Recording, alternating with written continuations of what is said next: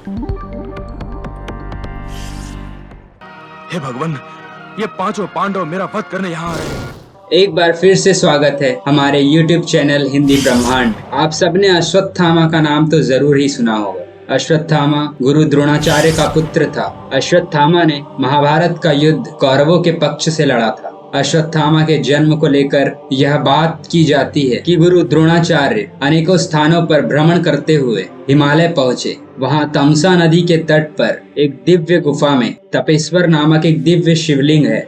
वहां जाकर द्रोणाचार्य और उनकी पत्नी माता कृपि ने शिव जी की तपस्या की। इनकी तपस्या से प्रसन्न होकर भगवान शिव जी ने इन्हें पुत्र प्राप्ति का वरदान दिया। कुछ समय पश्चात माता कृपि ने एक अद्भुत बालक को जन्म दिया। जन्म लेते ही इस बालक के कंठ से हिनहिनाने सी ध्वनि हुई, जिससे इस बालक का नाम अश्वत्थामा पड़ा।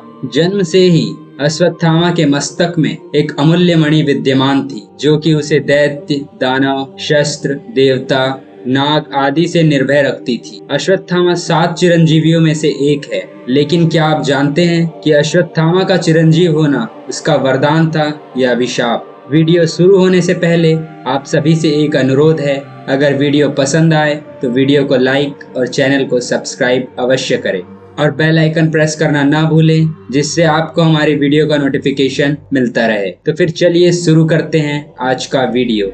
मेरा क्रोध बड़ा भयंकर है। ये तुम सब पांडवों के साथ समस्त पृथ्वी के प्राणियों पर प्रकोप बनकर टूट पड़ेगा।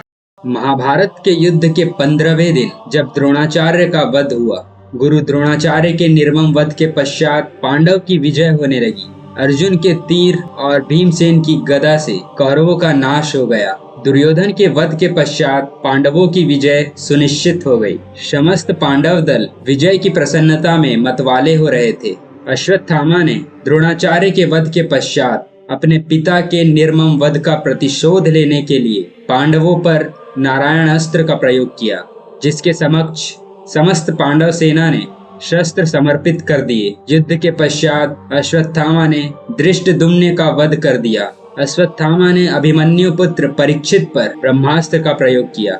अश्वत्थामा छुपकर पांडवों के शिविर पहुंचा और घोर काल रात्रि में कृपाचार्य तथा कृतवर्मा की सहायता से पांडव के शेष वीर महारथियों का वध कर डाला। केवल इतना ही नहीं, उसने पांडवों के निद्रा में सोए 5 पुत्रों का वध कर डाला। अश्वत्थामा के इस पतित कर्म की सभी ने निंदा की। तुमने जो पाप किए हैं उनके लिए विधाता भी तुम्हें क्षमा नहीं करेगा। यह देखकर अर्जुन ने यह प्रतिज्ञा ली कि मैं अश्वत्थामा के मस्तक को विच्छेद कर डालूंगा। अर्जुन की प्रतिज्ञा सुनकर अश्वत्थामा भाग निकला। श्री कृष्ण को सारथी बनाकर गांडीव लेकर अर्जुन ने उसका पीछा किया। अश्वत्थामा को कहीं भी सुरक्षा नहीं मिली। तब अर्जुन ने अश्वत्थामा को बांधकर द्रौपदी के सामने खड़े कर दिया। पशु की तरह बंधे हुए गुरुपुत्र को देखकर ममतामयी द्रौपदी का कोमल हृदय पिघल गया। उसने गुरुपुत्र को प्रणाम कर उसे बंधन मुक्त करने के लिए कहा। द्रौपदी ने अर्जुन से कहा, ब्राह्मण सदा ही पूजनीय होते हैं, उनका वध पाप है। आपने उनके पिता से ही अस्त्र और शस्त्रों का ज्ञान लिया है। इनके वध से इनकी माता कृपि भी मेरी तरह पुत्र शोक में विलाप करेगी। कृपि की आत्मा मुझे निरंतर कोसेगी। इनका वध करने से मेरे मृत पुत्र तो लौट कर नहीं आ सकते, अतः आप इन्हें मुक्त कर दीजिए। यह वचन सुनकर सभी ने द्रौपदी की प्रशंसा की, किंतु भीम का क्रोध शांत नहीं हुआ। तुम्हें अपने पापों का दंड भुगतना पड़ेगा। यह देखकर श्री कृष्ण ने अश्वत्थामा के मस्तक से मणि निकालते हुए अश्वत्थामा को अमर होने का श्राप दिया और कहा, जिस प्रकार तूने पतित कर्म कर द्रौपदी की ममता को सदा के लिए शोक संतप्त दिया है, उसी तरह तू भी इस मणि के विच्छेदित किए जाने से हुए घाव के साथ अंतकाल प्रयत जीवित रहेगा। तू शारीरिक और मानसिक आघात की पीड़ा भोगता हुआ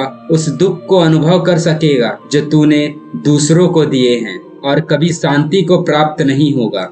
इसके पश्चात अश्वत्थामा को कोढ़ का रोग हो गया। आज भी वह मस्तक मणि विच्छेदन से हुए रिश्ते घाव के साथ विचरण कर रहा है।